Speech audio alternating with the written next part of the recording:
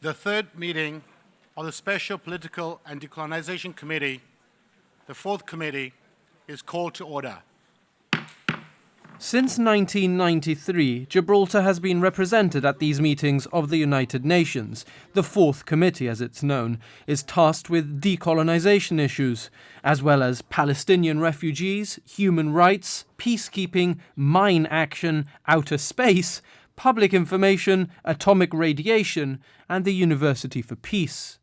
The Chief Minister addressed the committee as the political leader of a non-self-governing territory, which the United Nations still considers Gibraltar to be. Fabian Picardo used his 10-minute window to update the committee on significant events of the past 12 months. He accused the Spanish government of behaving like the last colonists in Europe. They are seeking to prevent us from freely and fairly choosing our political future in order to secure a transfer of the sovereignty of our nation to them without our consent. They will never succeed, Mr. Chairman. You've turned Spain's phrase that Gibraltar is the last colony in Europe on its head, and you've claimed that the Spanish government are in fact the last colonialists in Europe. For two reasons. First of all, because we are still only a colony. Because of Spain, we would have been taken off the list of non-self-governing territories if Spain did not object. All the other territories that have achieved even less of a measure of self-government than we have, perhaps even less developed and less sophisticated than Gibraltar, have been removed from the list before. But also because Señor Margallo has gone around the General Assembly making the assertion that he is anti-colonialism, when in fact what he is doing in relation to Gibraltar is bare-faced neo-colonialism.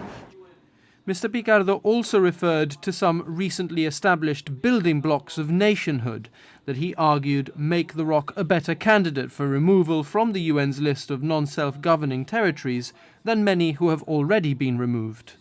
And also, in just this year, we have seen established, in addition to all our other existing institutions, the University of Gibraltar, and our new national bank, the Gibraltar International Bank. Indeed, our nation is presently the third largest in the world in GDP terms per capita. The Chief Minister's address followed the Spanish delegates. Javier Gutiérrez said Spain was appearing before the Fourth Committee to renew its call to its friend, partner and ally, Britain, to respect the UN's mandate and negotiate on Gibraltar bilaterally. Un año más, España interviene en esta cuarta comisión para pedir al Reino Unido, un país amigo, socio y aliado, que cumpla el mandato de Naciones Unidas y negocie sobre Gibraltar. Mr. Picardo responded to this in his speech, telling the UN that Gibraltar would not buckle under any type of Spanish government pressure, stressing that his government and the United Kingdom remain strongly committed to the Trilateral Forum for Dialogue. More generally, Mr. Picardo gave a damning verdict of Spain's claims that, among other things, Gibraltar is damaging the regional environment, is harming the Andalusian economy, and has done little to control tobacco smuggling.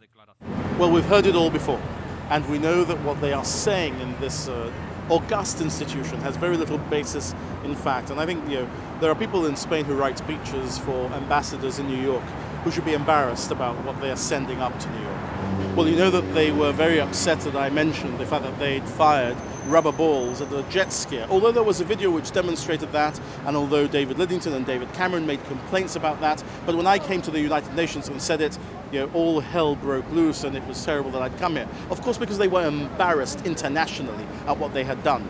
Now, because a video emerged that demonstrated that the shots were fired, quickly the Spanish administration admitted that the shots were fired moments after or hours after the video appeared on the internet. I think GBC got the video and put it out publicly.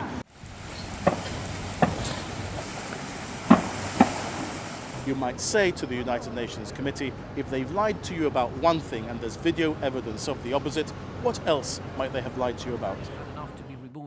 The Self-Determination for Gibraltar group also addressed the UN. Its chairman, Richard Buttigieg, argued that Gibraltar is effectively no longer a colony, but if the committee thinks it has not yet done enough to be removed from the UN list of colonies, it should say what remains to be done. We've been posing the question for some years now, 9 years I think it is, since we last asked them to tell us what to do, which is when we assumed the 2006 constitution. So I remain hopeful that at some stage they will come through with some direction or some suggestion as to what else, if anything, Gibraltar needs to do. I thank the Chief Minister.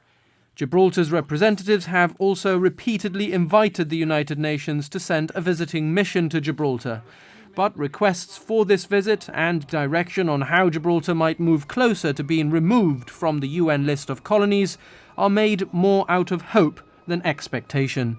Another so-called stale consensus decision seems a more likely outcome.